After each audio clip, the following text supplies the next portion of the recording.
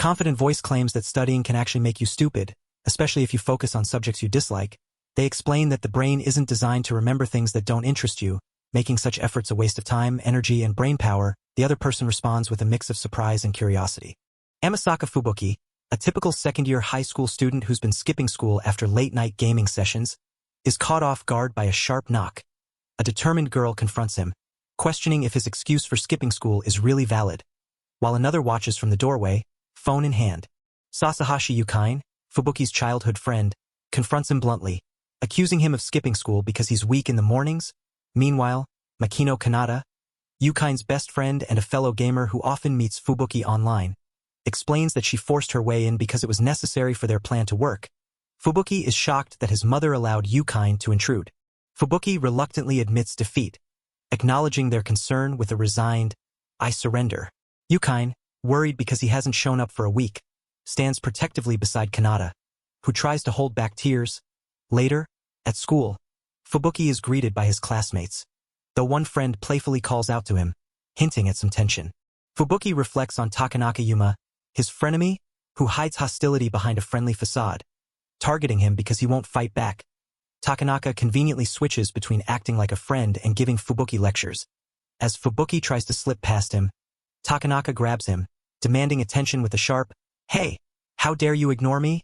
Fubuki is stunned as a laser beam suddenly shines from his chest, prompting confusion and fear among the onlookers. They question if the beam could actually harm him, noting its strange ability to penetrate the human body despite being visible light.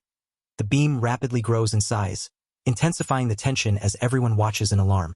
The laser beam from Fubuki's chest suddenly bursts outward, radiating intense light in a powerful, expanding spiral that fills the space with overwhelming energy. A glowing magic circle suddenly appears within the expanding light, shocking everyone with its intricate design and mysterious power. Fubuki's wide eyes reflect his disbelief and confusion at this unexpected turn of events. The group finds themselves in a vast, white space, their surroundings completely unfamiliar. The boy in front looks around in awe and confusion, quietly asking, "What is this place?" while the others share his unease and uncertainty. The group learns that this strange place is described as the space between the God world and the real world. Leaving them shocked and bewildered, suddenly, a majestic figure appears, greeting them warmly and prompting a girl to demand answers about who he is and why they were brought here. The mysterious figure struggles to introduce himself clearly, but the boy interprets him as a being called God. Though he admits not fully understanding everything said, the group processes that they were forcibly summoned to this strange another world, leaving them puzzled and uneasy. Meanwhile, one boy remains oblivious to the gravity of the situation unfolding around him. The majestic figure reveals that the group was drawn to another world without his permission, explaining that he intervened through his art to inform them, while some react with shock. One boy excitedly embraces the idea of being summoned to a different world. Meanwhile, a girl tearfully pleads not to be taken away, expressing her desire to return to their original world. The majestic figure admits that his interference is limited but promises to provide them a way to return to their original world eventually. He also offers to grant them powers to help them survive in this new world, leaving the group both shocked and hopeful. The boy realizes that they can wish for these powers sincerely from their hearts, emphasizing the importance of this opportunity. The majestic figure declares that the power they wished for is the gift he offers them. The boy encourages the girl to calm down and asks what kind of magic would be most useful if they were stranded in a desert-like land. As the group silently contemplates their desires, the boy reminds them to keep their chosen powers a secret. The majestic figure warns them not to leave the spell, as doing so could send them to an unknown place. The boy, concerned, questions this warning. While the girl looks at him with a mix of worry and determination, he reassures her, holding her hand, and encourages everyone to work hard together, trusting the powers they've been given to find their way back home. The girl nods confidently, affirming her decision with a bright smile. The boy, struck by an idea, hints that he's thought of something useful. Suddenly, a blinding light envelopes the group, forcing them to shield their eyes as the magic activates. As the magic intensifies, the boy's confident smile shines through the blinding light, while the girls brace themselves, eyes squeezed shut in anticipation. The ground beneath them begins to shimmer, signaling the spell's powerful activation. Suddenly, a swirling vortex of energy appears, pulling them toward an uncertain fate. The boy, now alone in a quiet forest clearing, kneels on the ground, catching his breath as he looks ahead with concern. Suddenly, a voice calls out his name, breaking the silence and drawing his attention. He turns quickly, eyes wide, as he hears someone nearby. A vast, ominous swarm surrounds the boy, filling the air with an overwhelming presence as he realizes the gravity of the situation. Panic rises within him, his voice trembling as he lets out a startled cry. Suddenly, movement in the darkness catches his eye, heightening the tension as the unknown threat draws closer. The boy stumbles forward, panic rising as he desperately calls out. Confused and alone in this strange place, clutching his head, he demands answers, overwhelmed by the unfamiliar surroundings.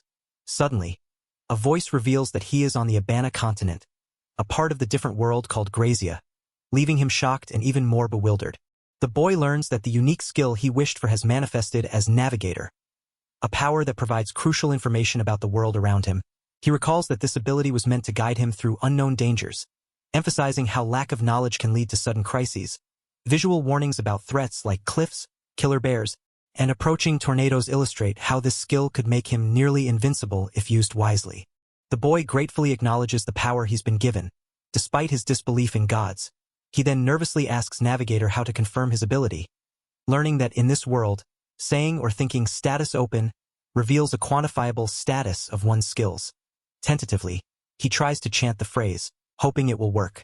The boy finally sees his full status screen, revealing detailed stats and skills, including his unique Navigator ability. He's amazed and relieved, realizing he can communicate with Navigator just by thinking. Without speaking aloud, overwhelmed but excited, he quietly reflects on the power he now holds. The boy asks Navigator to explain unique skills, learning they are special abilities granted by a godlike figure. With unknown conditions for acquiring them, Navigator describes examples like time rewind and body exchange, then explains the copy skill, which can replicate anything imaginable but has level-based restrictions. Lastly, the Navigator skill itself allows access to information about this world, though it also faces access limits depending on its level. The boy questions why he has two unique skills, wondering if it's a system glitch. Meanwhile, a godlike figure sits solemnly on a throne above the world, silently observing everything below. The godlike figure watches silently from above, lamenting how foolish outsiders keep stealing from the inhabitants of his world. He questions why they rely on powers from other worlds instead of their own, concluding that those who can be pulled away lack true strength. Despite this, he resolves not to let his people fall so easily beyond his realm. The godlike figure reflects on empowering those who strive to return, yet acknowledges a fool among the current travelers who ignored his warning not to leave the spell, frustrated by outsiders performing summoning rituals again. He decides to withhold blessings from this fool and instead grant power to one who has already fallen, invoking causal retribution to enforce consequences. The boy realizes he has received the blessing of the one who pushed. While questioning if Yuma has no blessing at all, he reflects bitterly that the Buddha has seen through Yuma, feeling it serves him right. Meanwhile, another character silently hopes that Yukine and Makino have arrived safely, trusting Yukine can do her best with Makino by her side and praying for their safety. Determined to survive and protect Yukine, he resolves to find a weapon and face the monsters that will inevitably attack in this new world. With a confident smile, he declares himself a man blessed by two gods, ready to take on whatever comes next. Amasaka Fubuki, a 17-year-old student, finds himself suddenly transported to another world, separated from his friends, though he's been granted two unique skills, Copy and Navigator. He's unsure how to use them. Despite only being here for 15 minutes, he's already encountered a monster and worries about not having received any weapons yet. Fubuki learns from his Navigator skill that the locust before him is ranked MR H, the lowest monster rank, meaning even children could easily defeat it. Surprised, he questions this information, realizing his Navigator is a powerful cheat ability that teaches him about this new world. As the locust lunges at him, Fubuki instinctively blocks the attack with his school bag, barely keeping his balance. To his surprise, he realizes he didn't need a weapon after all. His level has increased from the encounter. A mix of relief and confidence washes over him as he acknowledges his growing strength in this strange world. Fubuki confirms faint traces of Yukine and the others to the south, then proudly completes his stone spear, having acquired the new crafting skill thanks to his skill acquisition difficulty reduction. Using his search skill, he reveals a map showing a huge river and a mysterious bitten tree, wondering if it might be something edible. As the clock strikes 12:30, Fubuki reflects on the simple comfort of a homemade bento, something he once took for granted. He quietly gives thanks for his parents' care, realizing this might be his last time eating rice for a while. With a mix of gratitude and hesitation, he begins to savor the meal, only to be startled by an unexpected sound nearby. Fubuki suddenly realizes he could use his unique skill copy to replicate the bento he just ate. Kicking himself for not thinking of it sooner, as he finishes the meal, he starts feeling dizzy from using up half his MP, experiencing symptoms like anemia. Determined, he plans to copy his tea next and notes that time seems to stop for things inside item boxes, so storing his original bento there should keep it safe. Fubuki realizes that if his MP hits 0, he will lose consciousness, which would be disastrous in his current situation. Suddenly alert to a nearby threat, he spots an enemy and quickly reacts. After defeating a bubble frog, he notes his level has increased and he's gained a new skill, though he's still exhausted and wary of what might come next. 3 goblins charge forward aggressively, weapons drawn and ready to attack. Fubuki's bento is suddenly knocked out of his hands, scattering the food everywhere. From his hiding spot, he watches as 3 goblins and a large wolf stand ready to attack. He nervously admits that facing 4 monsters at once is overwhelming, especially at just level 1. Fubuki observes in surprise as the monsters begin fighting among themselves, hoping this will tire them out. Despite the black wolf's higher MR, it's clearly struggling and getting beaten. The goblins reveal the wolf is injured while protecting its cub, which explains its weakened state. Fubuki realizes with alarm that the goblins are holding the wolf's cub as a hostage. The goblin brandishes a knife, grinning maliciously as it prepares to strike the injured wolf. The cub looks terrified, and the wolf's eyes widen in shock as the goblin lunges forward, threatening to finish the fight.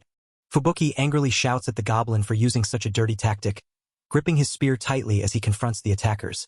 He admits he couldn't just stand by and let it happen.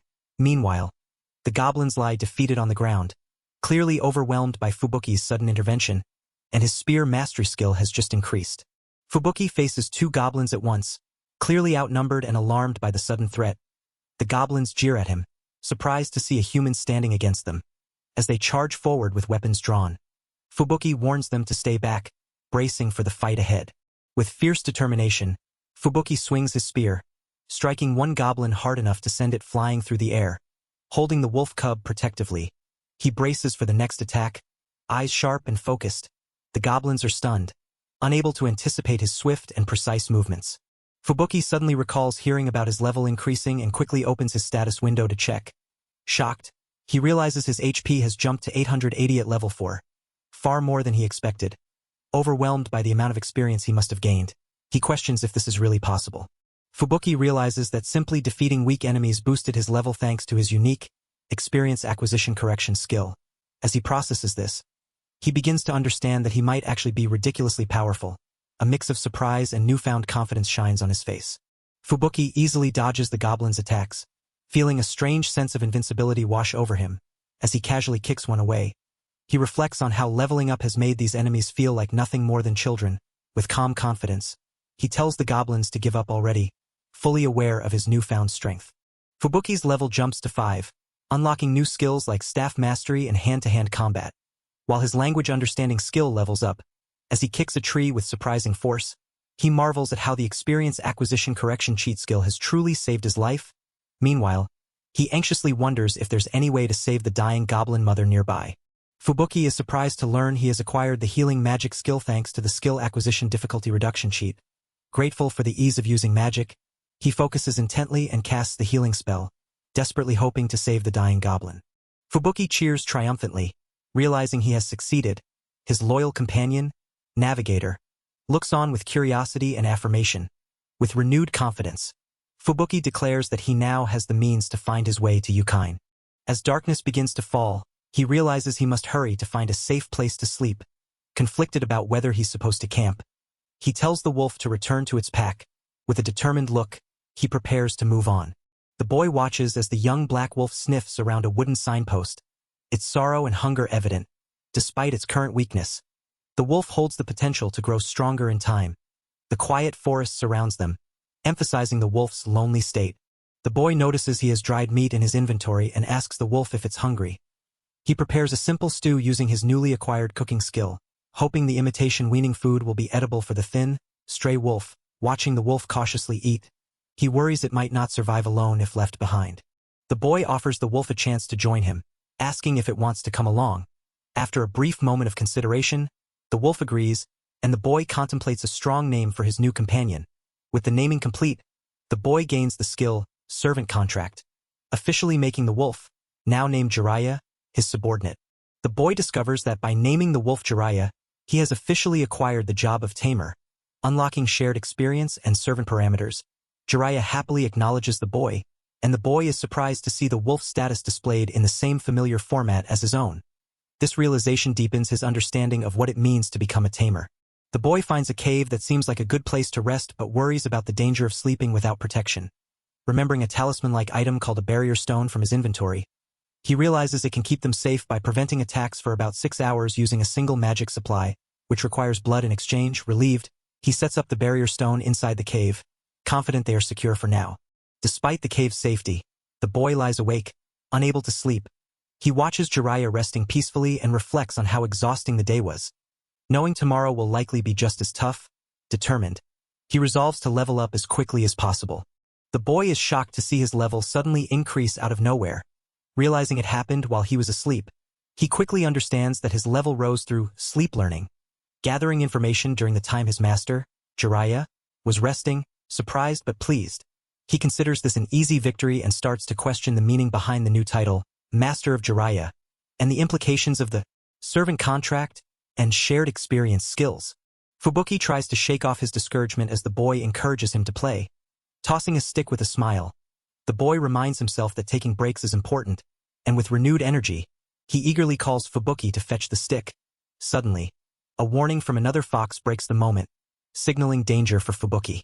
The boy quickly realizes this is no ordinary playtime as a fierce horned rabbit lunges at Fubuki with surprising speed and aggression.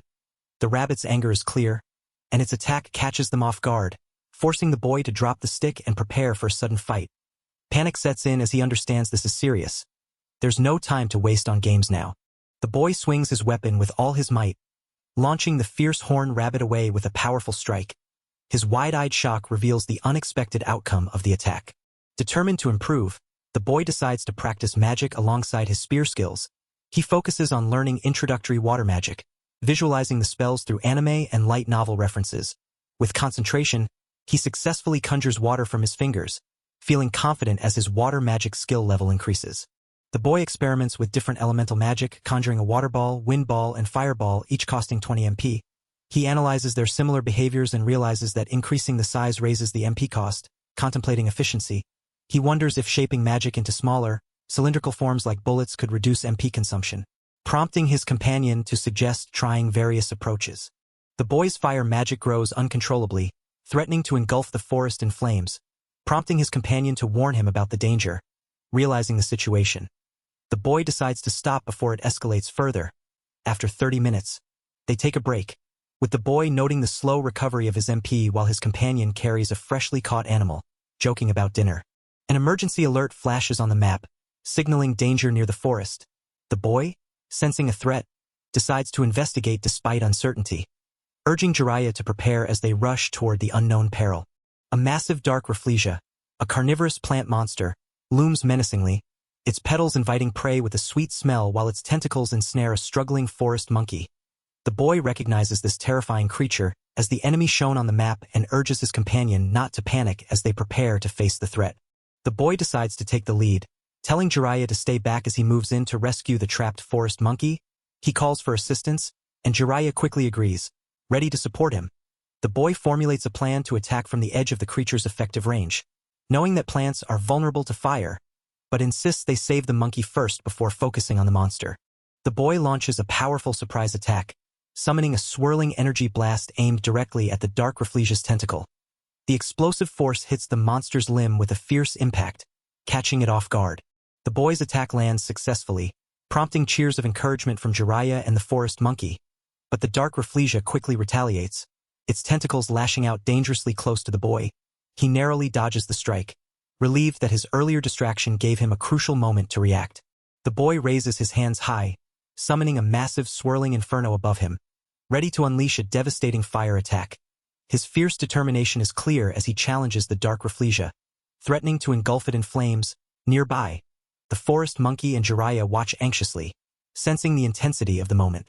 The boy unleashes his massive fire attack, engulfing the dark Rafflesia in a blazing inferno that erupts with explosive force.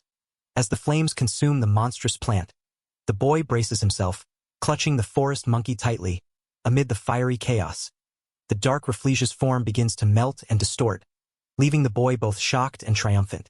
As the dark Rafflesia's fiery form begins to melt away, a mysterious girl emerges from within its remains, dripping with the plant's viscous substance. Shock and disbelief ripple through the scene as the unexpected figure reveals herself. 5 years ago, a young fox-eared boy eagerly asks the village chief if he has ever seen a human. The chief, calm and wise, confirms that he has. Nearby, a woman warns that misbehaving could lead to being kidnapped by a bad human or an orc. The chief explains that humans, though individually weak, tend to band together and use cunning tactics, and among the human race, many remain uncivilized. At 11 years old, Luna is struck with disbelief and fear as she imagines humans on the same terrifying level as orcs, her wide eyes reflecting the haunting figures of a menacing orc and a sinister human behind her. Today, a sudden argument involving Ludky stirs surprise and urgency. Inside, concern grows as the hunters have just left, and all the dark Rafflesia petals were used up in a past epidemic. Determined, Ludky rushes out, confident he can defeat a dark Rafflesia, while someone calls after him to wait. Ludky is shocked to see a girl trapped inside the monstrous dark Rafflesia, urgently questioning why she's there, realizing she was likely preyed upon. He calls out to the navigator for confirmation, panic rising. He prepares to fight back with a powerful attack, desperate to save her from the deadly grasp. Recalling a social studies trip from childhood, he remembers that fires can reach temperatures over 1,000 degrees. Despite using a continuous water spell, it took 30 minutes to extinguish a mountain fire, making him realize the overwhelming heat and danger they face now. Shocked, he urgently calls for a retreat, acknowledging the threat is far beyond what he expected. Ludky is stunned to realize the girl is still alive, her trembling hand reaching out weakly toward him. Despite her exhaustion and injuries, she manages to whisper his name, clinging to hope. The moment is tense as Ludky's eyes widen in shock and determination. Ludky unleashes a powerful water spell, dousing the fiery tentacles threatening the girl. But the strain is clear as his MP rapidly drains. A warning flashes. He's already used half of his total MP, and if it hits 0, he'll lose consciousness. A risk far too great in this perilous moment. Despite the danger, Ludky's determination remains unshaken as he weighs the consequences. As Ludky's MP dangerously nears depletion, a sudden, explosive attack erupts nearby, forcing a bystander to scream a frantic warning and leap away from the blast. The intense burst of energy shakes the surroundings, heightening the urgency and peril of the moment. As the girl struggles to stay conscious, she barely manages to whisper Ludky's name. Her voice weak and faltering, Ludky urgently grabs her arm, shouting in alarm as a massive explosion erupts nearby, sending shockwaves through the area. Even the small creature watches in stunned silence as the blast unfolds. Suddenly, she awakens in shock, confused by her unfamiliar appearance and struggling to understand how she's still alive. Her heart races as she tries to grasp the reality of her situation, trembling with uncertainty and disbelief. As the man collapses, completely drained of MP, the girl realizes with a blush that he must have poured water on her to help her recover. She wonders nervously if he noticed her reaction while using every last ounce of his willpower to clean himself before fainting. She panics at the sight of the unconscious man, realizing he must have saved her despite his current state. Confused and worried, she questions why he ended up like this while the small creature watches on, alarmed.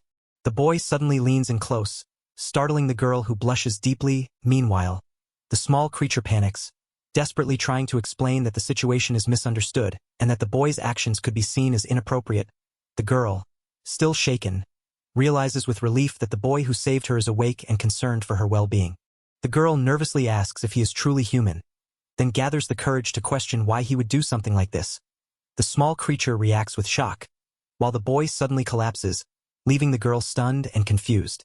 The boy suddenly collapses face down on the ground, offering a deep apology as the girl stands above him, bewildered and questioning his strange behavior.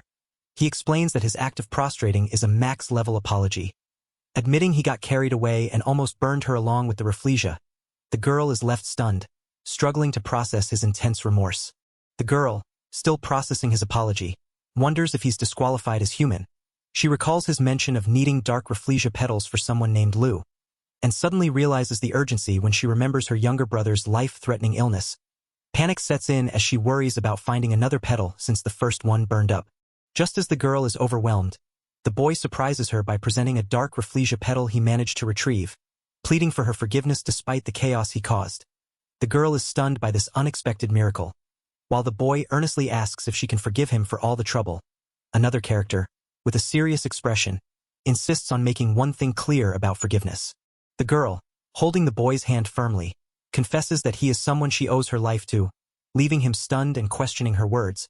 She reveals that her gratitude extends not only to herself but also to her brother, emphasizing the deep bond between them. Meanwhile, the boy reflects on the situation, acknowledging the danger he caused but also his genuine respect for the chief. Luna, a determined member of the leopard race, firmly declares her identity and challenges the notion that the chief is always right. She kneels with conviction, promising that she will never forget the favor granted to her. Nearby, the boy and a small creature quietly observe her solemn vow. Tsunade, a small creature with no place to go, has become Fubuki-san's servant after being named by him. Around the campfire, Fubuki-san is questioned about why a human is deep in the forest, and she explains that the continent of Havana is home to beast men, hinting at a deeper mystery involving humans who summoned her. Fubuki-san sits alone on a rocky cliff, gazing out at the vast wilderness under a starry sky. Doubt creeps in as he wonders if he's the only one who ended up on a different continent. Unsure of where exactly they have been dropped, the uncertainty of their situation weighs heavily on him. Fubuki-san reflects bitterly on the moment he let his guard down. Realizing he should have anticipated the betrayal, despite the emergency, his naive trust in others left him vulnerable, as he awkwardly admits to losing trust in humans, or perhaps in himself. Those around him respond with mixed reactions, some confused and others accepting. The Beastman girl reveals she's not human either, confirming they were both sent here by magic. She recalls her grandmother being caught in a dungeon's transportation trap, suggesting their arrival was on a much larger scale. Fubuki-san wonders how to reach a continent where many people might be gathered, as they consider the vast distance they've been transported from. Fubuki-san admits he can't rely on others this time. While the Beastman girl apologizes for not knowing a detailed route, she suggests heading to her village, where he might gather useful information. Resolving to figure things out, they prepare to move forward together. As they settle down for the night, Fubuki-san is caught off guard by the Beastman girl suddenly resting her head on his lap, leaving him blushing and bewildered by the unexpected closeness. Meanwhile, a voice calls out to Luna-san, hinting at a new interaction just as the tension rises. Fubuki-san finds himself unable to move the Beastman girl, trapped by the barrier stone. The next day, after she apologizes profusely, he reassures her it's all right, and they decide to camp there. Suddenly, a howl catches their attention, and they recognize Jiraiya's voice nearby. A fierce blade deer lunges forward with sharp, blade-like antlers, catching everyone off guard. Despite its aggressive attack, Jiraiya insists he's in the middle of hunting breakfast, not playing around. Fubuki-san watches in disbelief, noting the deer's agility and combat state, though it hardly looks like a typical fight. Jiraiya insists on handling the blade deer alone, despite Navi's offer to help. As the battle intensifies, data reveals Jiraiya is a level 10 Black Wolf and Fubuki's servant. Having gained 3 levels after defeating Dark Rafflesia, thanks to blessings, Jiraiya's stats are now on par with the goblins Fubuki defeated, surprising him as he watches the fight unfold. With the blade deer defeated, Jiraiya's level rises and Tsuni's level increases too thanks to the shared experience skill. As they prepare for the next battle, Tsuni is surprised by a pot of miso soup that seemingly appeared out of nowhere, learning it came from the mysterious item box skill. The soup, made from ingredients blessed by God, tastes delicious, impressing everyone. Tsuni notices the girl smiling at him, remarking that it's the first time he's smiled. As they approach the Lido village, the group debates the best approach, with the girl suggesting they gather information from the villagers to find a more detailed route to Rashiana, the human continent. Tsuni, still cautious, acknowledges the plan, hoping the villagers will have valuable information. A stern voice declares that the human must leave, while the village gates open to reveal a worried woman scolding her daughter for her strange clothes. Guards stand ready as the daughter returns, and onlookers note her arrival with curiosity. The girl explains that her clothes were dissolved by Rafflesia's digestive fluids, and Fubuki lent her his clothes. She then asks the chief if they can allow the human inside the village, offering to take responsibility. The chief angrily rejects the idea, refusing to let a human enter the village. Fubuki gently explains that he only wanted to bring Luna back and wishes her well, recalling the fun they had together despite their brief time. The villagers inform them that heading west will lead to the Mole village, where humans live. As Fubuki quietly departs, Luna watches with a mix of relief and sadness, calling out to him one last time. Fubuki stands resolute on a cliffside, calmly accepting the situation with no expectations. Meanwhile, the villagers warn each other about the humans' deadly reputation, urging caution. Amidst the tension, one figure quietly reveals that they have a plan. The goblins cautiously approach with weapons drawn, but Fubuki calmly declines their challenge, saying he's not in the mood to fight. Suddenly alert, he catches a small creature mid-air, readying himself as the goblins prepare to attack despite his warning. Fubuki commands his fierce beast companion to roar, signaling the start of their counterattack. The goblins tense up, bracing for the onslaught as Fubuki shouts the order to strike immediately. In a blur of motion, Fubuki and his beast launch a powerful, coordinated assault against the goblin attackers. With fierce determination, Fubuki launches a powerful strike, his attack cutting through the goblin's grasp and sending it flying. The force of his blow leaves the goblin's clawed hand shattered and bloodied, emphasizing the overwhelming power behind his assault. Fubuki calmly signals the start of his counterattack with a confident, "There we go." Meanwhile, a goblin archer, realizing the decoy has died instantly, prepares to shoot, determined to kill Fubuki before he can wipe them all out.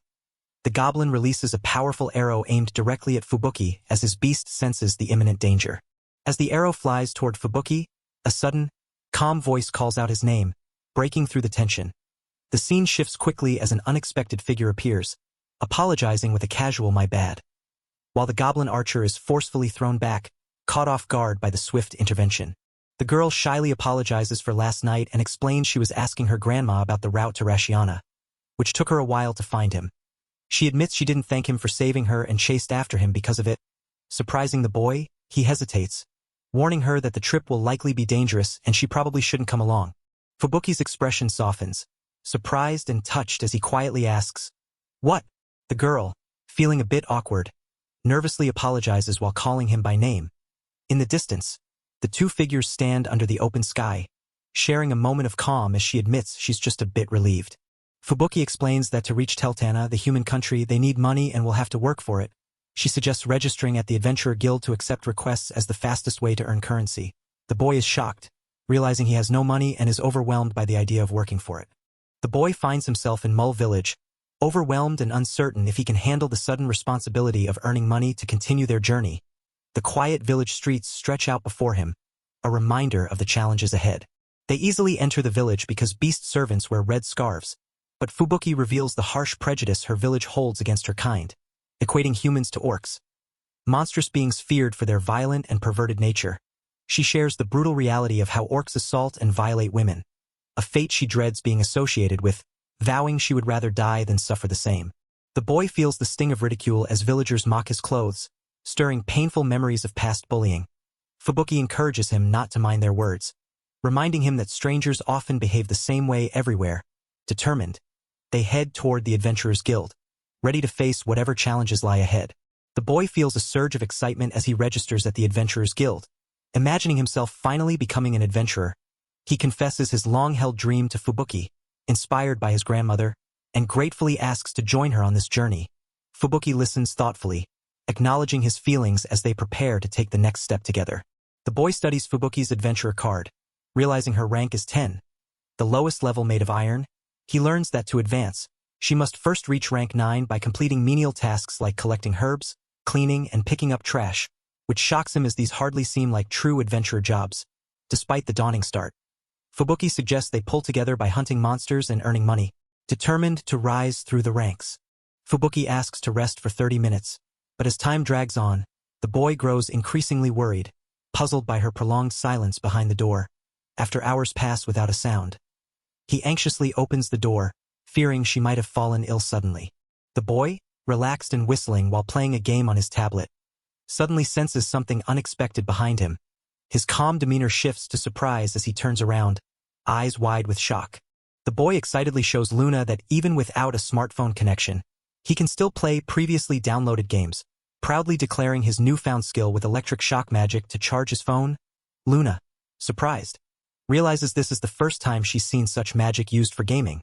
Their moment is interrupted by a sudden shout, questioning why he's playing games instead of focusing on making money and traveling to Rashiana.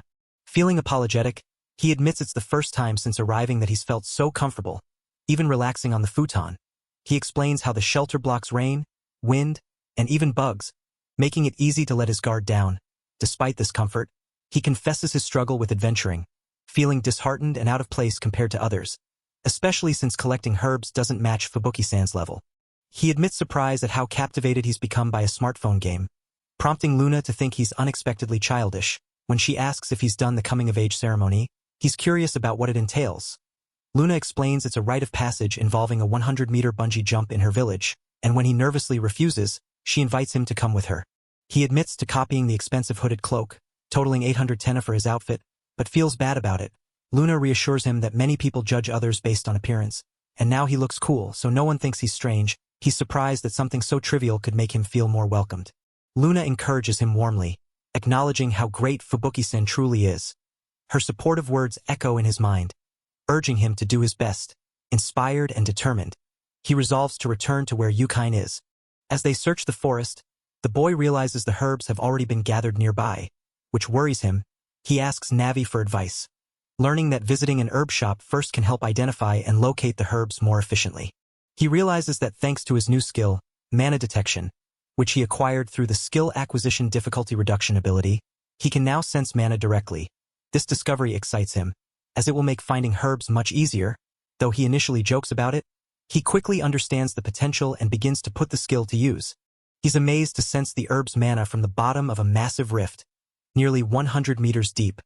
Though the depth feels intimidating, Luna's encouragement gives him the confidence to believe they can reach it.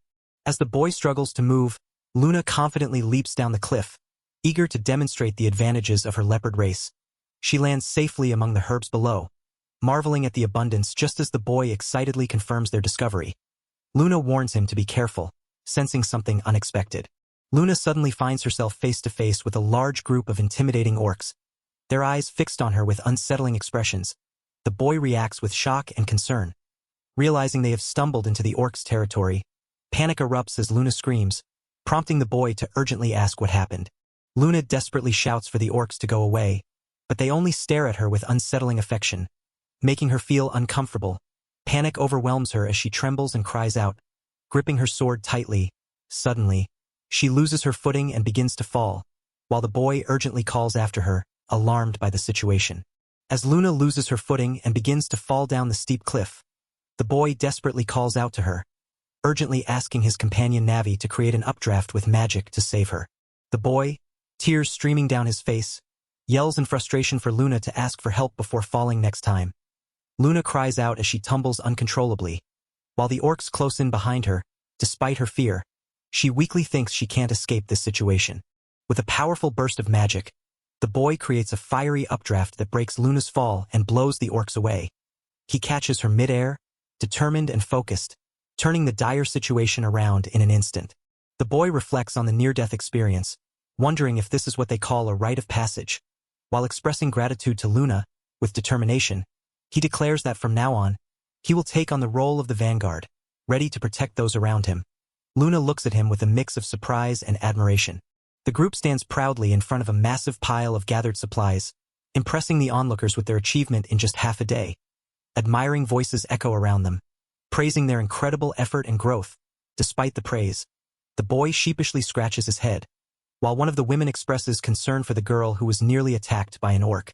The mysterious figure instructs the group to step onto the magic circle without stepping out, warning that even he doesn't know where they might end up, despite the uncertainty.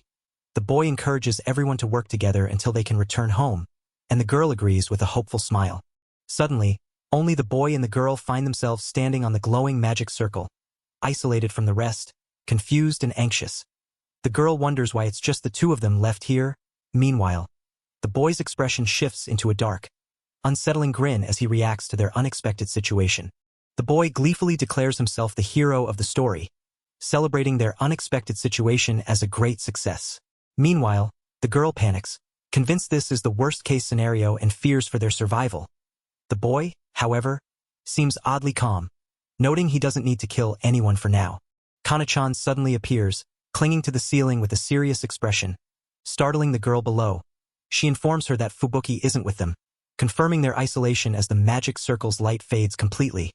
The girl, shocked and worried, realizes they truly are on their own now.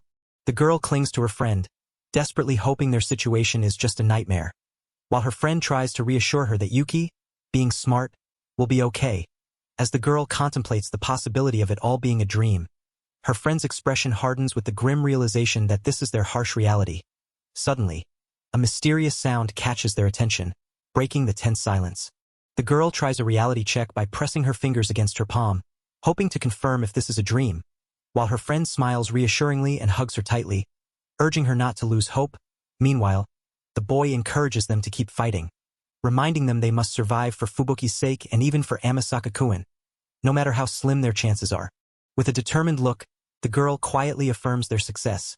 The group celebrates loudly, but their relief is short-lived as armored guards suddenly appear, forcing one girl to pull another back in alarm. As the armored guards close in, a regal woman descends the grand staircase, her presence radiant and commanding. With a gentle smile, she welcomes them warmly, expressing gratitude for their arduous journey. The atmosphere shifts, hinting at a pivotal encounter about to unfold. The regal woman kneels, pleading earnestly for the heroes to save not just the country, but the entire world. One of the girls questions if such a request is too much to ask suddenly, while another remarks that the plea feels a bit cliché. Suddenly, a firm hand grabs hers, catching everyone by surprise. With a confident grin, the young man kneels before the princess, reassuring her that everything will be fine now that he has arrived. Despite his bold promise, the surrounding group privately doubts his intelligence. Feeling trapped between fools, the princess gently invites them to meet the king first, promising he will explain everything they need to know. The tension rises as the group insists on uncovering the summoner's true identity, sparking surprise and concern among them. They quietly discuss the worst-case scenario, being forced to fight for their captors, only to be branded war criminals and publicly executed afterward. Amidst the whispers, they remind each other to stay vigilant and not let their guard down. The group learns the demerit system has already dropped to -30, leaving only 70 points left, causing alarm and concern. They discuss the urgency of escaping if the points fall below 50, emphasizing the need to act quickly. Meanwhile, the princess warmly introduces herself as Yufa, impressed by the young man's confidence as he offers to handle the situation. The scene shifts to Cerelia Kingdom, located in the southeastern part of the Laciana continent. Within the western region of the Valentia Alliance, the kingdom's fortified city stands peacefully against a mountainous backdrop. Guards patrol the walls vigilantly, while townspeople engage in everyday market activities, creating a calm yet watchful atmosphere. The Metdurka Empire has launched its invasion on the west side of the continent, unleashing a massive swarm of flying creatures led by armored warriors mounted on fierce dragons. The defenders stand on the city walls, bracing for the overwhelming assault as the Empire's forces roar into battle. The princess explains that the Emperor of Metdurka, driven by his ambition to conquer the world, has already invaded several Western countries with his demon army, using ruthless tactics to bring them to ruin. She reveals their decision to summon heroes to fight back, emphasizing that the young man and his companions are their last hope. Confident, the young man assures them that the Demon King is no threat to him, while the princess urges him to give the command to activate their powers. The girl activates the Open Status command, revealing her detailed profile as a summoned human from another world with healing abilities. She reflects on the power she wished for, healing, and believes that with it, they can overcome any illness or injury that comes their way. Confident and determined, she feels this ability could be the key to their survival in this harsh new world. Yukine Sasahashi reveals her detailed status as a summoned human from another world, emphasizing that the power Kanachan wished for was protection. She reflects on how only the two of them know about these abilities, as the god of their world instructed them to keep it a secret. Meanwhile, a girl nervously tries to avoid answering when asked about her unique skill. The boy proudly reveals his ability to see and hear things from far away, much to the girl's mixed reactions. One excited, the other exasperated. The girl with healing magic hesitantly admits her power, while the other confirms her defensive magic. Realizing they must be honest, they prepare to share their abilities openly. Takanaka Yume explains that some skills allow users to see other statuses, but these attempts can be blocked if the target strongly denies the skill or has a high enough level to prevent activation altogether. Meanwhile, the girls admire the idea of such abilities, with one expressing a desire to work hard and raise their levels to avoid being spied on. The hero reflects on being summoned alone but now facing 4 others brought by Yufa, having already eliminated the biggest threat. He contemplates sparing Sasahashi and Makino to make them his women but feels he might not need to with Yufa around. Though the others keep their skills secret, he reveals his coveted plunder ability to steal powers, though he can't use it yet, as he boldly declares his ambition to conquer the world and rise as the top hero. The hero admits he failed to steal the unique skill of his opponent when he pushed him off. Determined to grow stronger, he vows to raise the level of his plunder skill first. Meanwhile, the girls react to his bold declaration, with one silently calling him an idiot despite his confident dance and proclamation to prove his strength to his harem. The group is led into a modest meeting room where the king and his advisors await, surrounded by armored guards. The girls notice the room's simplicity, commenting that this is not the usual extravagant throne room where the king formally receives visitors. An image of the grand throne room highlights the contrast, emphasizing the unusual setting for this important meeting. Whispers among the king's advisors spark curiosity and unease among the visitors. The king warmly reassures them that they are honored guests, while introducing himself as Bartholomew, the ruler of Cerelia, and thanking them for their journey. The advisor explains that there is still time before Metderka's expected invasion of Cerelia, urging the group to train and increase their levels. When the girls question this, he reassures them not to worry. 3 formidable figures are introduced as their mentors. Lady Yukine, leader of the Mage Division, Lady Kanata, leader of the cavalry, and Lord Yuma, leader of the soldiers, who will help them sharpen their skills. One of the boys confidently declares that the Demon King is no threat to him, while a girl reacts in disbelief, overwhelmed by the sheer power they face. Fubuki steps forward as the group discusses enemies who can control the weather, like a blizzard, revealing her sensitivity to the cold. When asked about it, she downplays her condition, but the question hints at a deeper concern among the group. Fubuki reads a message warning them not to mention Amasaka Kuin, revealing uncertainty about how he might act. She reflects quietly, realizing there was no set number of people summoned with them. Despite the tension, she resolves to keep Amasaka Kuin's existence a secret for now, sitting alone in thoughtful silence. Yukine confronts Kana-chan, acknowledging her hesitation about whether the others are allies or enemies and her urge to ask the king about Amasaka Kuin. Kana-chan firmly believes that if the others were truly dangerous, Fubuki wouldn't have been put at risk. Their tense conversation is interrupted abruptly by someone entering the room, demanding an explanation. A lively group of young men bursts into the room, declaring themselves the troops assigned to serve from now on and eager to start training immediately. Their sudden, energetic entrance shocks everyone, especially the girls, who react with surprise and confusion at this unexpected, pretty boy squad. Despite protests to rest, the leader insists there's no time to waste, revealing their determination to prove themselves. Kana-chan reflects on how people act according to their own desires and standards, suggesting that the girl in question values herself above all else. Despite maintaining a composed exterior, her actions seem driven purely by self-interest. The conversation hints that the situation might be more serious than it appears. In Yuma's room, she reflects deeply on the princess's situation, facing an arranged marriage and the impending death of her parents, and doubts she could meet anyone's gaze with confidence, despite the harsh circumstances. Yuma notes the princess's surprising resilience in welcoming them, pondering whether it's true strength or something else. She concludes that the current situation is likely unfavorable for them, questioning what exactly they are up against. Yukine, with a calm yet intense gaze, questions if others truly believe she can be easily swayed, challenging Kana-chan's perception. Kana-chan, unsure but determined, suggests they figure things out together, showing her support. Meanwhile, another girl clings to Kana-chan, desperately seeking guidance on how to reunite with Fubuki. The girl clings to Kana-chan, anxiously asking where Amasaka Kuin is, feeling like they're trapped in an impossibly difficult game.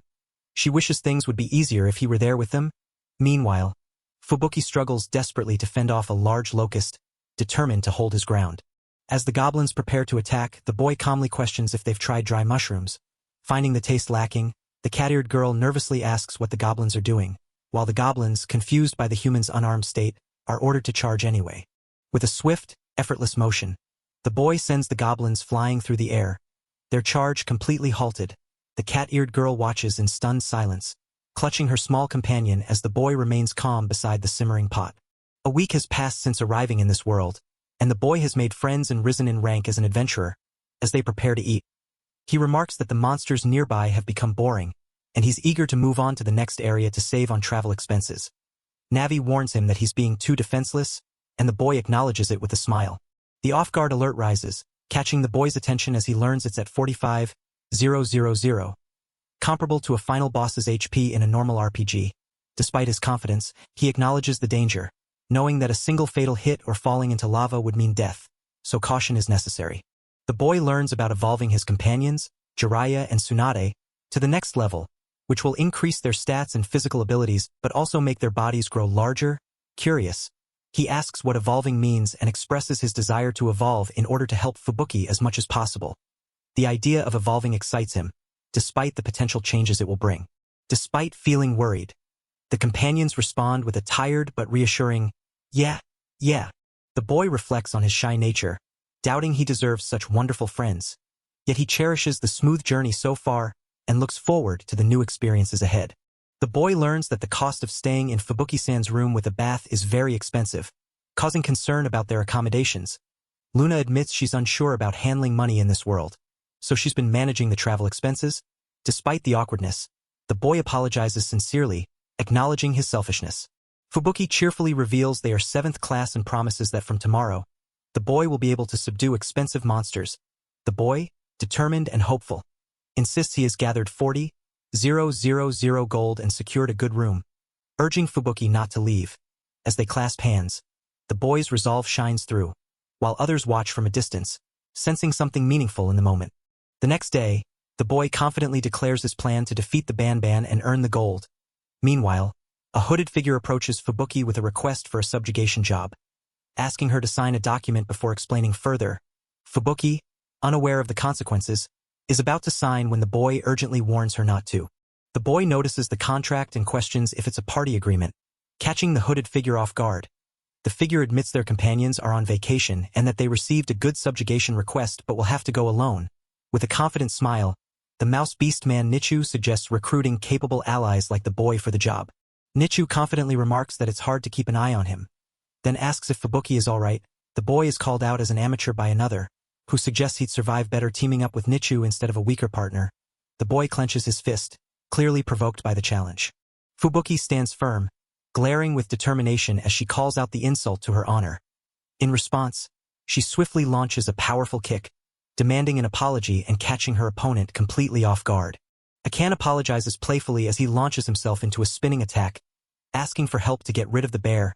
Despite the warning to stop, he dashes forward with a powerful, whirlwind move called the family's righteous Sonic Boom Spin Dash. Catching everyone's attention, Fubuki watches in shock, unable to react in time. Just as tension peaks, a new figure intervenes, firmly commanding everyone to stop. The boy who had been challenged suddenly finds himself immobilized, while the newcomer demands an apology for Luna, asserting that fighting girls like that is unacceptable. Caught off guard, the others quickly apologize, leaving the boy bewildered and questioning who this unexpected protector is. Fubuki firmly reminds the boy that a 16-year-old girl is not a young girl to be underestimated. Apologizing shyly, Fubuki thanks the newcomer for stepping in, while he cheerfully insists he couldn't stay silent if Luna or anyone else was being ridiculed. Meanwhile, the boy who was challenged grumbles about being treated like a kid, as the group discusses potential job offers related to subjugating bears. The group learns there's a significant bear subjugation request this season. With more bears than usual causing trouble, excited by the opportunity, they celebrate securing the in fee, ready to take on the challenge together. The scout greets the group casually, prompting surprise as they realize he's back again. When asked if he declined their party invite, he reveals he actually accepted, explaining that he's here because they lack enough support fighters. The group listens intently as he confidently offers his help, noting that meatheads are vulnerable to special attacks. The scout boldly suggests joining their party for a one-day trial, prompting suspicion about his true intentions. When questioned about his own companions, he reveals they'll return in a few days, but insists he can't wait and must act now. The scout points out unusual movements in the forest over the past few days. Hinting at something abnormal, he insists on investigating the situation together.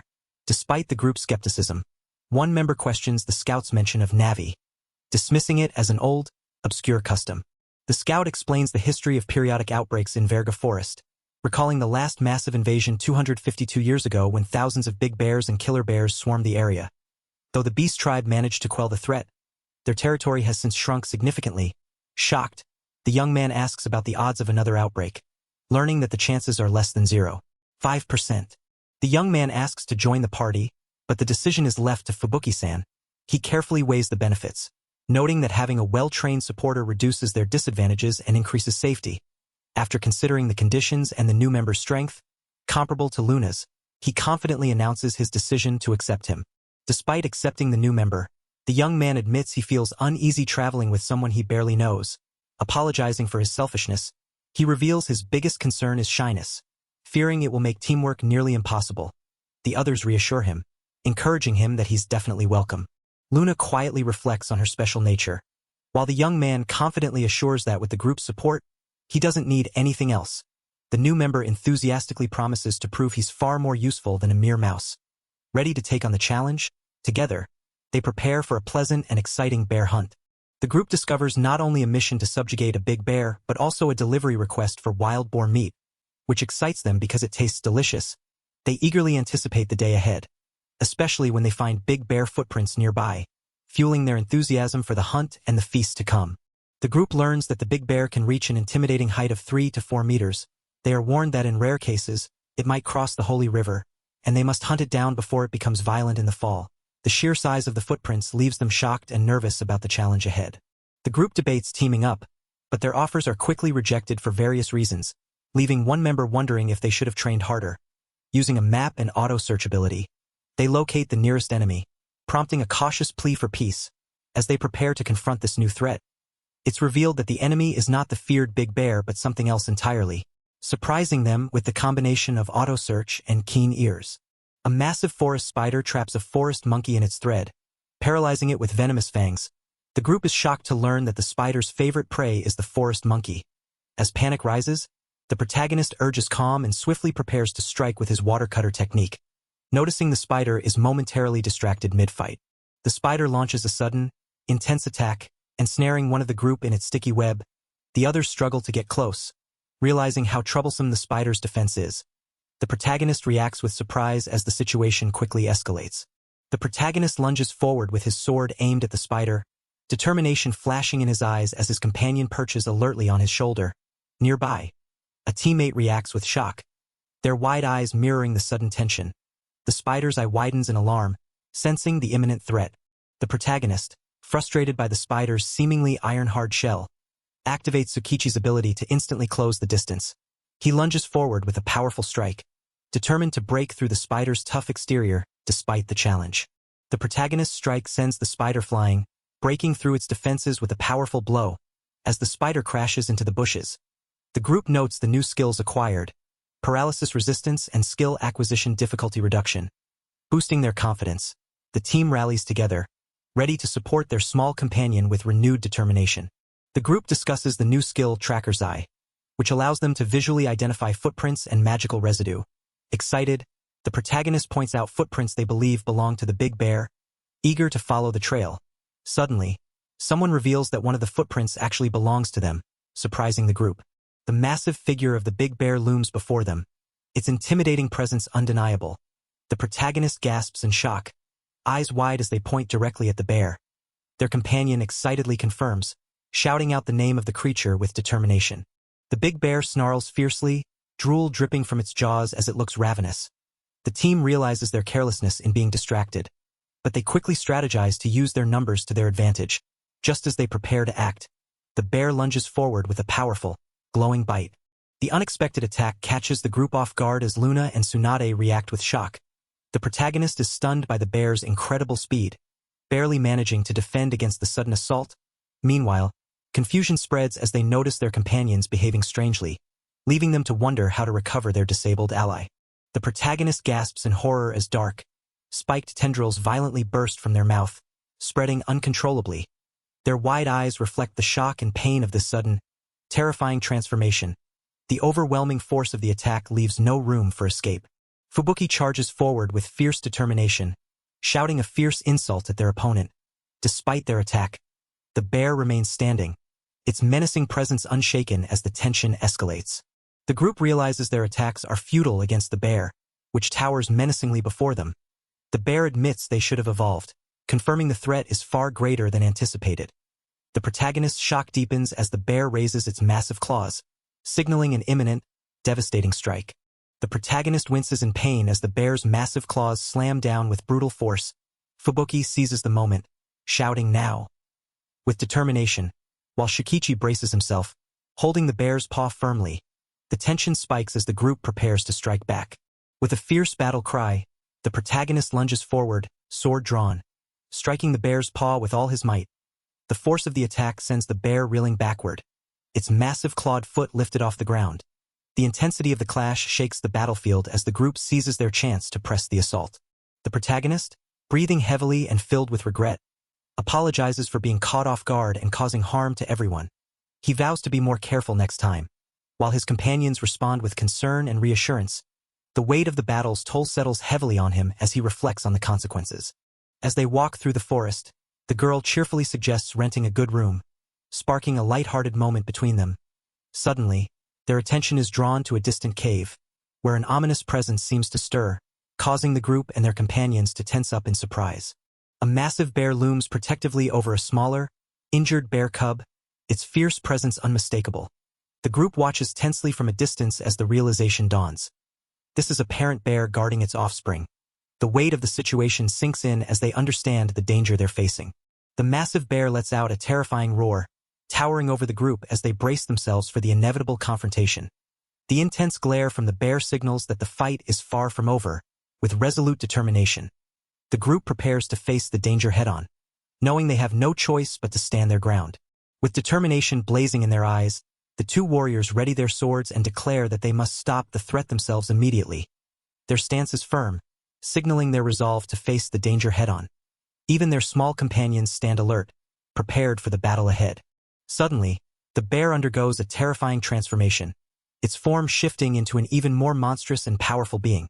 The group watches in shock and confusion as the overwhelming energy radiates from the creature. Navi reveals this terrifying form is known as the Evolution Master, signaling that the battle has escalated to a whole new level. As a massive creature looms before them, the heroes brace for battle, questioning if evolution will occur even without a servant's presence. Determined, one declares that it will indeed evolve. The tension rises as sharp claws emerge, signaling a dangerous transformation about to unfold. The monstrous bear towers imposingly over the heroes, its fierce roar echoing as it prepares to unleash its newfound power. The two heroes stand resolute, weapons ready, facing the overwhelming force before them. The battle is about to escalate to a whole new level. The bear recoils in shock as the hero summons a massive, fiery orb overhead. With fierce determination, the hero shouts an apology before launching the blazing attack, declaring, "Burn to death." The intense flames surge toward the monstrous creature, aiming to strike it down before it can fully adapt to its new form.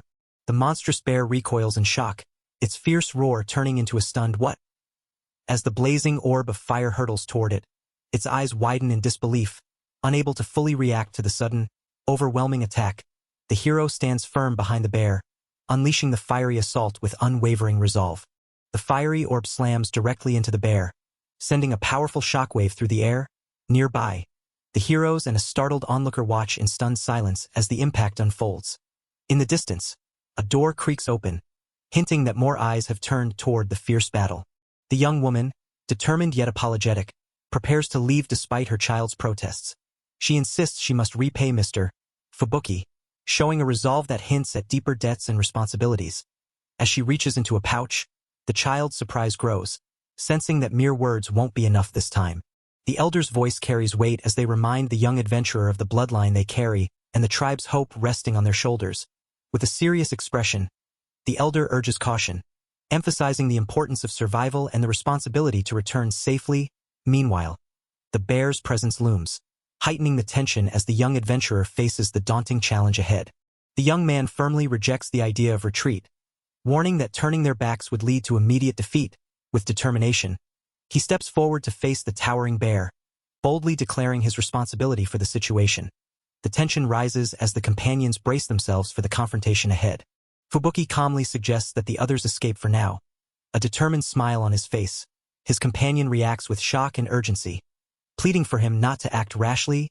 Meanwhile, Fubuki stands firm, ready to confront the looming threat head-on.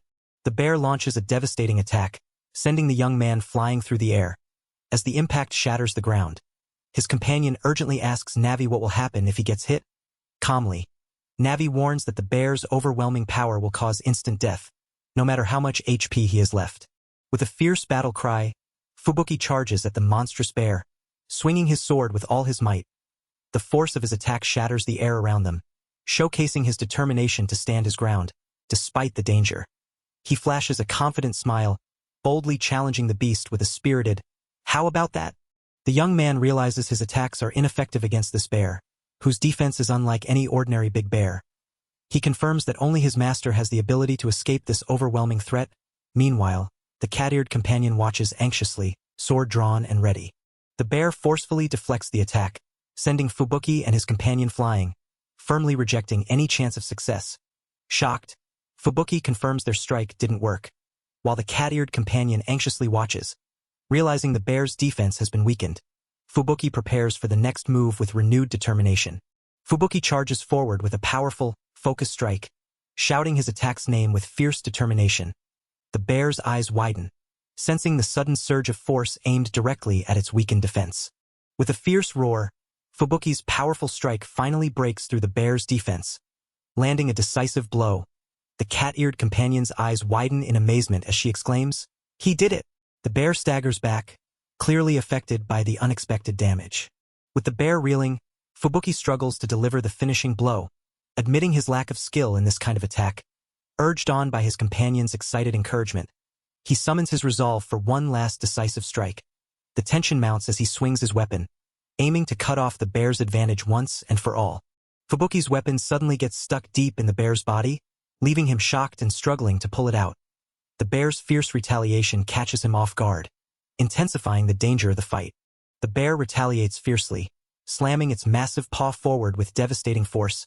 Fubuki is caught off guard, barely managing to hold his ground as his companion clings desperately to him.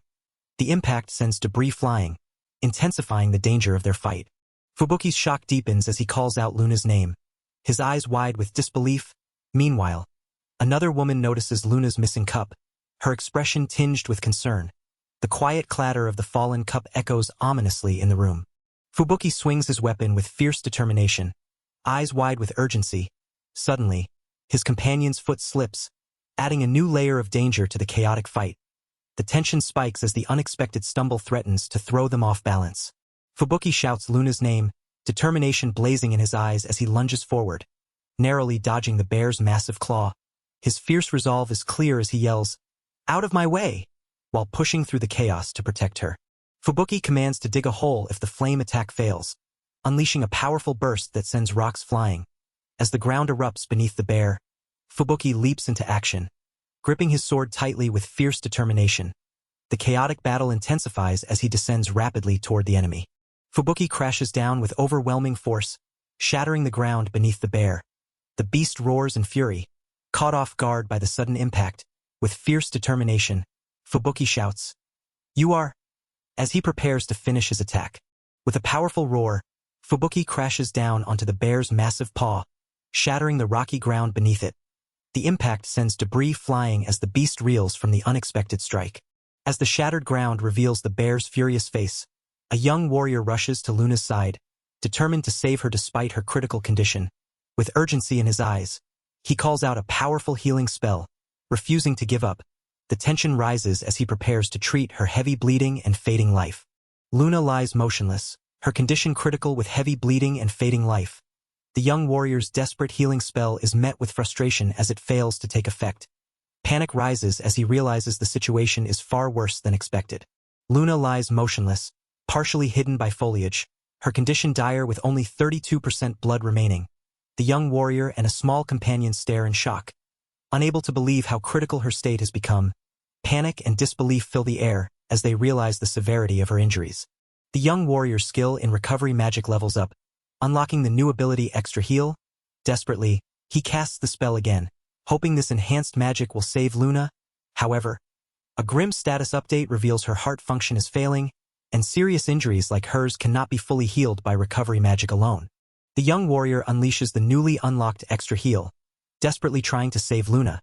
Though her complexion shows slight improvement, her heart and respiratory functions continue to fail, and the damage is too severe for his current healing magic. Realizing this, he acknowledges that only the maximum level of cure, level 6, can fully heal her critical injuries. The young warrior realizes with shock that the required magic cannot be created due to his insufficient level. He struggles to accept that his current abilities are not enough, understanding that existing magic can only be used once the necessary level is reached. Meanwhile, Fubuki urgently tries to stop him from giving up. The young warrior envisions creating new magic by combining his knowledge of modern Japan with his magical abilities. He considers advanced medical techniques like surgery and transplantation but realizes he can't simply piece together what is lost. Instead, he imagines a spell inspired by tissue culture cloning, a futuristic treatment that reconstructs the body like a sci-fi healing bot. The young warrior successfully acquires the new skill, Medical Pod, Surprising Fubuki, he immediately senses that using this skill consumes a large amount of magic power and consciousness. As the young warrior activates the medical pod, a glowing, ethereal form begins to emerge, enveloping him in a swirling aura of magical energy. Fubuki watches intently, her expression a mix of awe and concern. Sensing the immense power and risk involved, the atmosphere thickens with tension as the spell takes hold, signaling a pivotal moment in their struggle. The young warrior's intense focus is met with an unexpected reaction as Fubuki gasps in shock. Her eyes wide with disbelief, the spell's effect becomes startlingly clear, revealing a dramatic transformation that neither of them anticipated. Desperation fuels the young warrior as he reaches out, shouting for Luna not to die, his voice filled with urgency and fear. The ethereal glow intensifies around him, while Fubuki's shocked whisper breaks the tense silence, her concern unmistakable. Luna's form is now fully enveloped in a radiant, fiery aura, her eyes wide open yet distant, as if caught between life and something beyond. The young warrior's trembling hand reaches out to her, desperation evident in his grasp. A single tear escapes, underscoring the fragile hope hanging in the balance. The young warrior's expression shifts to one of confusion and surprise as he notices something unexpected. His small companions share his bewilderment, their attention drawn to the same mysterious presence looming nearby. The sudden appearance leaves him questioning what he's seeing, his voice barely a whisper. The young warrior and his companions focus on a mysterious, glowing pod, realizing it is Fubuki's unique skill. A medical pod that reconstructs Luna's body using her remaining cells, requiring 166 hours to complete. The small creature beside the pod acknowledges Luna's difference, while the young warrior, still processing, asks if this is how Luna's life was saved. Navi explains that Luna is actually inside a healing pod, created by reconstructing her body with remaining cells. A unique skill of Fubuki. As soon as Luna flashed, she transformed, but then Fubuki suddenly fainted. The protagonist anxiously asks if Luna will survive. The protagonist watches with a mix of determination and doubt as memories of Luna and Fubuki flash before him. He questions quietly, wondering if Fubuki's sacrifice and Luna's transformation will truly be enough to save her. Tears stream down the protagonist's face as he quietly calls this outcome a miracle. Meanwhile, Navi explains that the healing was made possible by the Master's knowledge, joking that maybe there really is a god. He reveals that to save the Master's life, he converted HP using a huge amount of MP, but it wasn't enough. So emergency measures forced a level down to compensate. The protagonist, shocked, asks if Navi really made up for the MP shortage with HP and a level reduction. The protagonist struggles to grasp the complex explanation of a forbidden backdoor technique that diverted navigation access to save Luna. Even though it meant his level had to be reduced, Navi admits to sharing the protagonist's life force with Luna to bring her back from death, a risky and banned method. Despite the cost, Navi assures that Luna's treatment is now complete and she will be fully cured within a week. The protagonist thanks Navi solemnly for her sacrifice, while she quietly affirms she did what was necessary. He notices his MP draining rapidly, and Navi confirms they're using 600 MP per minute to sustain the medical pods. Despite the heavy cost, he realizes he still has over 40,000 MP left, showing his resilience even after the sacrifice. The protagonist notices Luna's healing rate has drastically slowed, making him uneasy.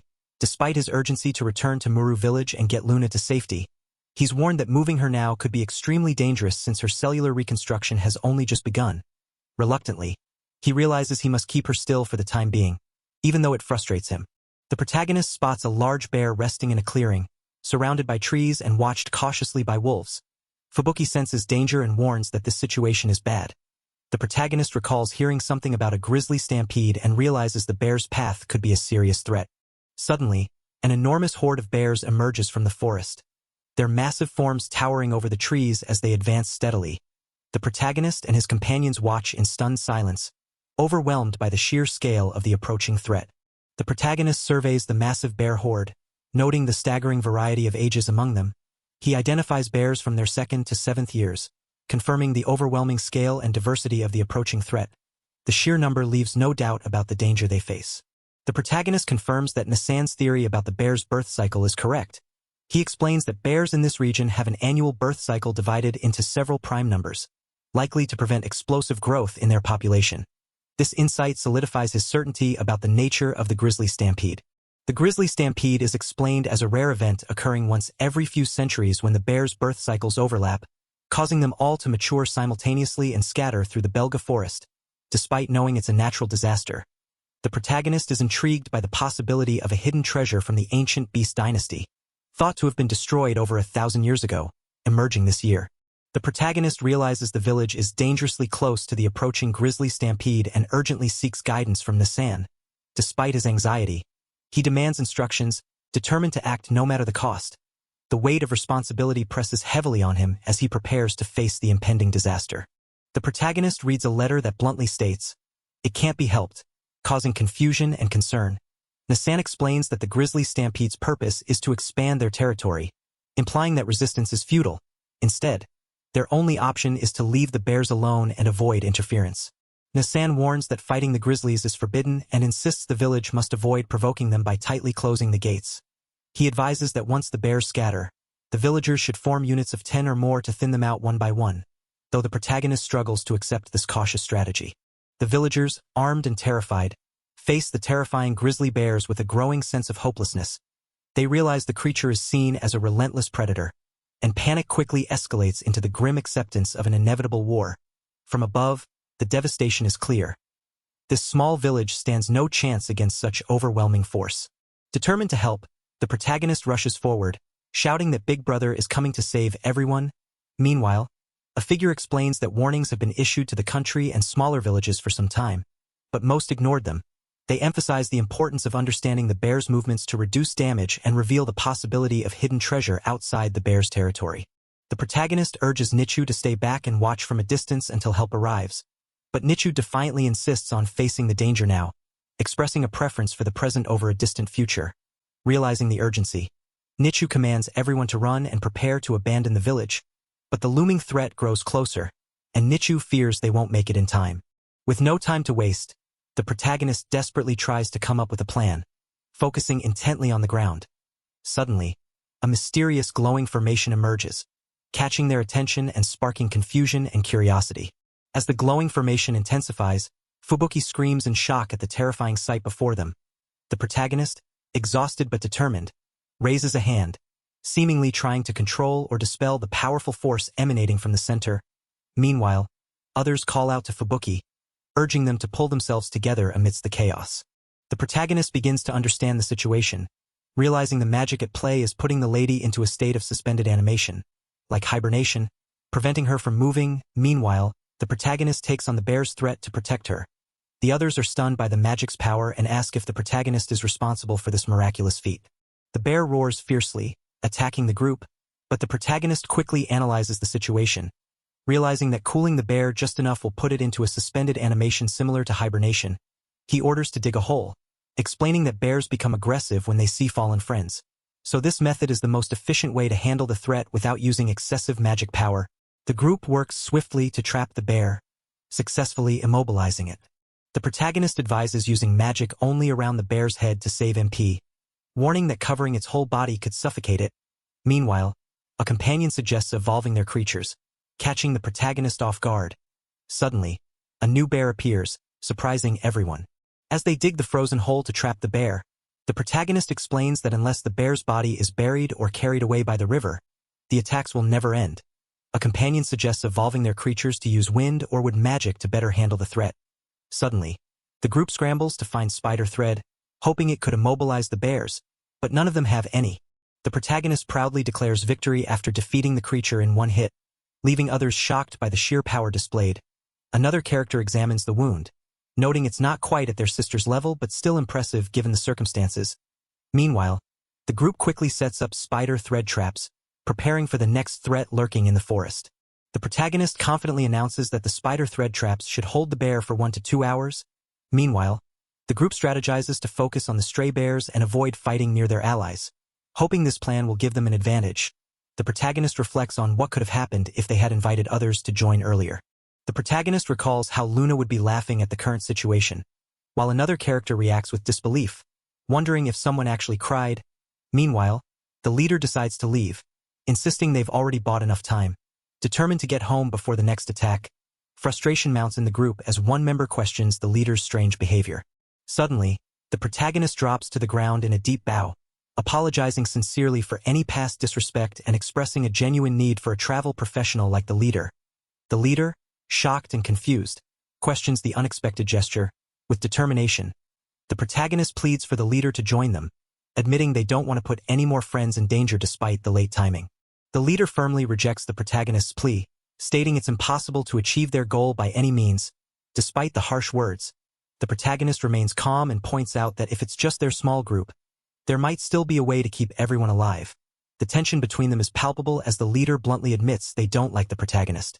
The leader sets a harsh condition for joining the protagonist's group. They must give up the girl. The protagonist, visibly tense, gulps but ultimately agrees to the demand, showing a reluctant willingness to sacrifice for the greater goal. Meanwhile, a map reveals they are at the Bear's main street, emphasizing the stakes if their plan fails. The leader insists on a harsh condition to make the protagonist join their group, but the protagonist fiercely refuses to abandon Luna, showing his unwavering determination despite the pressure. The protagonist challenges the leader to think logically, asking if there's any benefit to their harsh demand. He proposes a new perspective. If they can stop the bear here, it will also save Nichisan's home, suggesting a potential win-win solution that catches the leader's attention. The protagonist learns that the bear's magic stone is highly valuable and could help them in their quest. A small monkey urges him to use the magic stone to assist with this mission. Though initially confused, the protagonist explains that magic stones are crystals inside monsters that grant them power and can be sold for money. The protagonist realizes Luna was actually in charge of managing the collection, which surprises him. The small monkey insists on handling the village warning, suggesting that it would be better if he personally delivered the details. Despite the protagonist's hesitation, the monkey confidently takes responsibility, asking him to leave it to them. The small monkey suddenly changes the plan, expressing admiration for Tsunade and confidently declaring that they will join the protagonist's mission. With determination, they set a 1-week timeline to prepare and commit fully to the journey ahead. As the small monkey playfully clings to the protagonist, he complains about the unnecessary politeness, urging him to toughen up. Suddenly, a massive bear bursts through the wall, roaring fiercely as it charges toward them. The scene shifts to a fierce battle as the monkey leaps into action, ready to confront the monstrous threat. The girl catches on to the playful interaction, teasingly accusing the protagonist of flirting. Her sharp gaze and confident stance leave the group momentarily stunned. Meanwhile, the monkey cheekily calls out to her, adding to the lighthearted tension. The group discusses the situation, with one member acknowledging the need for help despite being busy investigating the bears. They examine the aftermath of a battle, confirming that one of them was responsible for it. Suddenly, a question about marriage catches one member off guard, leading to a surprising decision. With a calm yet commanding gesture, she boldly proposes marriage, leaving the young man stunned and speechless. The unexpected declaration hangs in the air, shifting the mood instantly. Caught completely off guard, the young man stammers in disbelief at the proposal.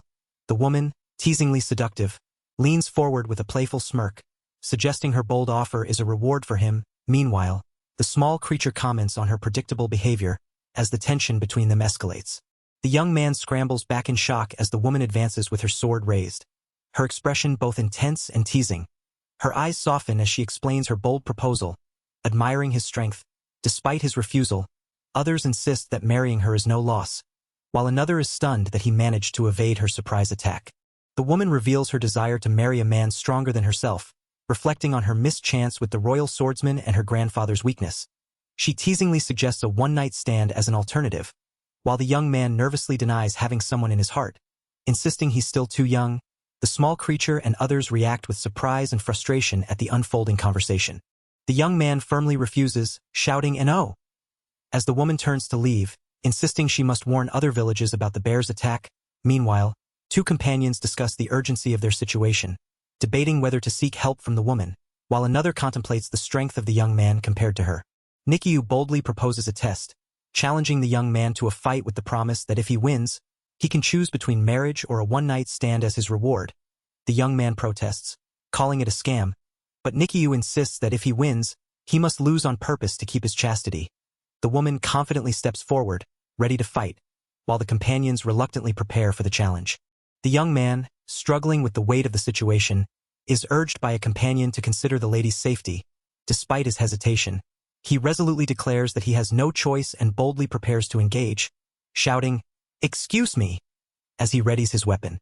The woman is puzzled by the young man's unusual fighting stance, questioning where he learned to use a sword and admitting she doesn't understand it at all. The young man explains that his stance is something he imitates from a game, likening it to acting. Observing this, The woman notes his dedication to studying actors, finding his style interesting yet unconventional.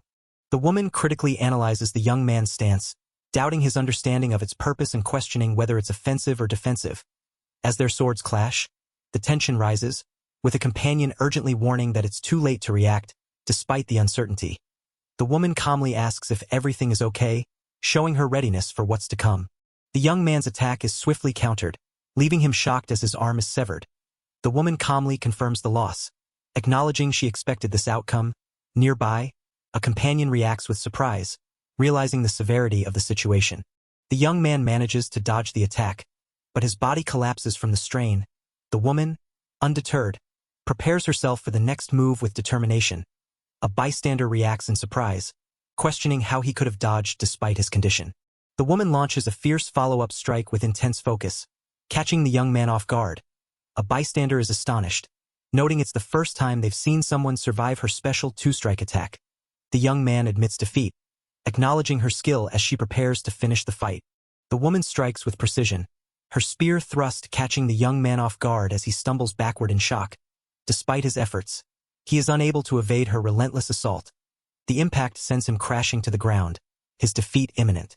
With fierce determination, the woman unleashes a powerful strike, her spear cutting through the air as the young man is sent flying backward. Despite his frantic movements, she warns him he's moving too much. This is the final blow. Just as the woman's spear is about to land, the young man suddenly blocks the strike with his hand, shocking everyone around him. His wide-eyed expression and the stunned reactions of the bystanders reveal their disbelief at his unexpected defense. The woman's own eyes widen in surprise, caught off guard by his sudden resilience. The young man, wide-eyed and sweating, blocks the spear with his bare hands, stunned by his own unexpected defense. He questions the technique, unable to believe what he just did. The woman, gripping her spear tightly, looks down at him in shock. Noticing the young man's unsteady movements, the woman realizes the egg is draining his magic power. She instructs Nichu to give him a high magic potion, despite its high cost, as the young man desperately asks for the full amount to be given to him. Determined, the young man insists on receiving the full amount of the high magic potion, refusing to care about the cost. Despite the potion, his magic power is still not fully restored, which puzzles everyone as his MP continues to decrease abnormally. Yet, he remains optimistic, feeling better and thanking the others for their support. The woman, suddenly feeling self-conscious, pulls her skirt up to cover her bare waist, reminding the young man that he needs to replenish his magic regularly. The young man is caught off guard by her unexpected action. While Nichu awkwardly questions the sudden embarrassment, despite the brief distraction, the focus remains on the importance of maintaining magic power. The young man, still recovering, is taken aback as the woman confidently declares the start of round 2, her determined gaze catching him off guard. He struggles to comprehend her sudden seriousness. While another figure watches with a knowing smile, the tension rises as the next challenge looms ahead. The young man is caught off guard as a powerful strike from the woman sends him flying backward. Another onlooker reacts with alarm, shouting out in surprise at the sudden and forceful attack. The young man is caught off guard as the woman suddenly shifts her stance, preparing to strike. He struggles to process the abrupt stillness before her attack, his breath heavy with tension. Meanwhile, her eyes gleam with fierce determination, signaling that round 2 has truly begun in earnest. As their swords clash fiercely, the young man struggles to keep up with his sister's relentless attacks, though her provocative outfit usually serves as a distraction. Her skill in battle is suddenly proving much harder to evade. Confused and alarmed, he realizes her strikes are becoming increasingly difficult to dodge.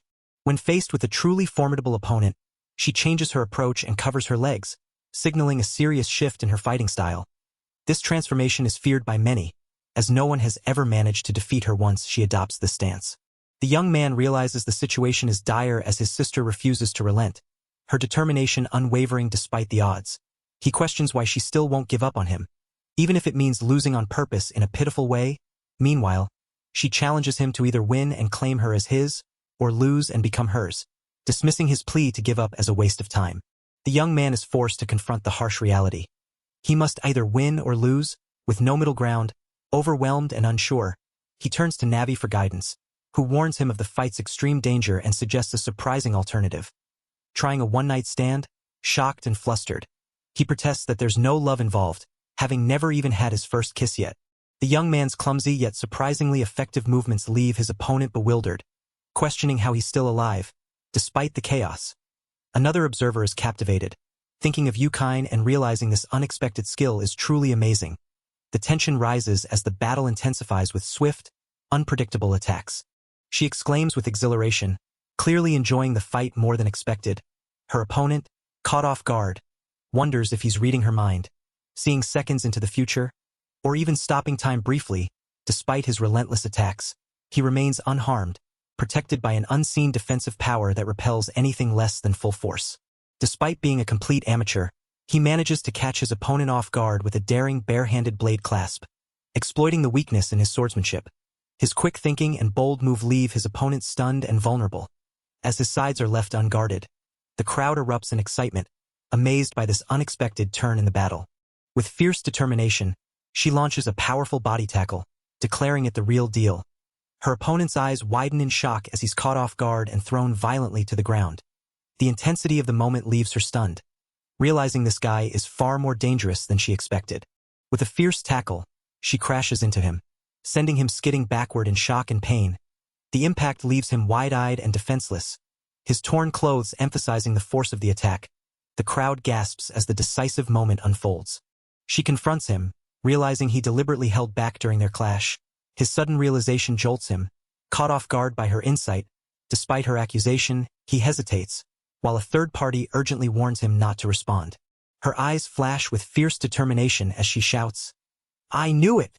Frustration boils over, and she lunges forward, sword raised, declaring she will destroy this.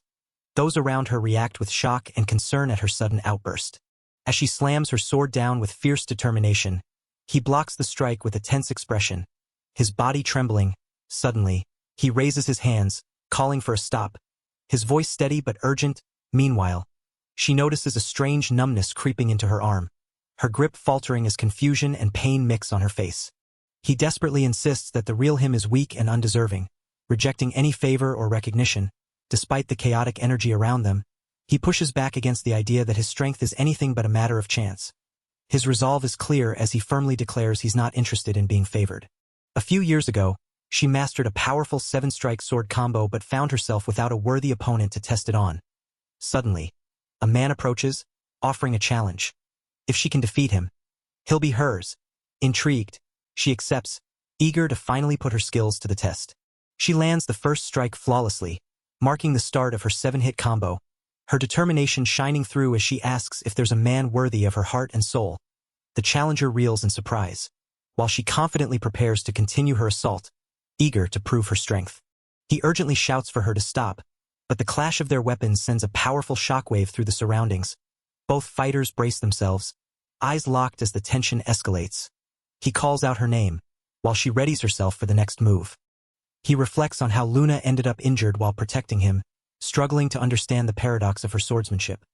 So powerful yet flawed, insanely fast yet heavy, conflicted. He recalls his despair when he first arrived, thinking of his friends and the confusing strength before him. He remembers the unwavering support of his friends, the reason he stands strong today. His resolve hardens as he vows to protect them at all costs, ready to strike down anyone who dares threaten them. The fierce determination in his eyes warns that he won't back down, no matter the opponent.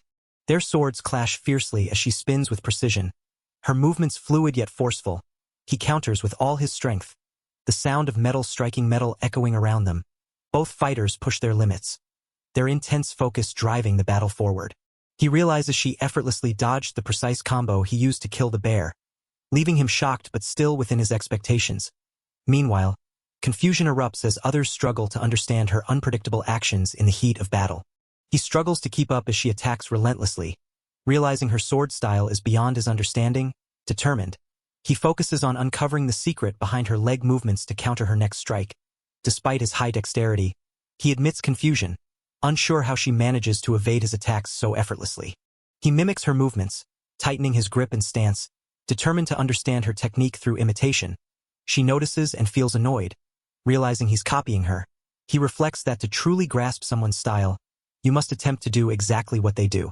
He envisions multiple versions of Lara surrounding him, each confidently declaring, "I am Lara." Suddenly jolted, he locks eyes with her, his determination igniting as he boldly declares, "I am Lara." He desperately tries to replicate her sword strikes, swinging with all his might and shouting, "Like this!" But each attempt is met with her swift defense. Frustrated, he realizes his form is still off. He needs to relax his shoulders and neck and shift his center of gravity forward. Meanwhile, she senses the perfect moment to strike, determined and focused. With a swift and precise slice, he mimics her sword technique perfectly, leaving her stunned and unable to believe what she's witnessing. His eyes spiral with excitement as he realizes he's captured the exact feeling of her style. She's left speechless, questioning how he could have stolen her technique so quickly, while he finally understands why she guards her stance so carefully. He analyzes how even the slightest bend in her legs shifts her attack range by nearly half a meter, while the angle of her toes subtly alters the blade's trajectory. Movements cleverly concealed by her clothing. Intrigued by these hidden techniques, he declares the discovery very interesting indeed, ready to put his newfound understanding to the test. She struggles to defend herself, disbelief and frustration flashing across her face as he confidently declares, "Heh! Now I can see clearly." Her grip tightens on her sword, her stance tense, unable to accept how quickly he's adapted to her technique. With a fierce determination, he shouts, "Prepare yourself!" as he lunges forward, fully embracing the advantage his new understanding has given him. His confident smile reveals that he now truly grasps her feelings, while she pants heavily, overwhelmed and shocked that the battle has escalated so intensely. As the glass shatters with a loud crash, the young man yells, "No!" in a desperate attempt to intervene. Around them, their companions react with shock and alarm, their expressions tense and filled with urgency. Amidst the chaos, a determined voice pleads, "Fubuki, please wake up!" Sparking a flicker of hope. A new figure with cat ears and a tail suddenly appears, striking an awkward pose that catches everyone off guard. The group reacts with surprise and confusion, the tension momentarily shifting. The young man, sweating and wary, demands, "Who are you?" as he tries to make sense of this unexpected arrival.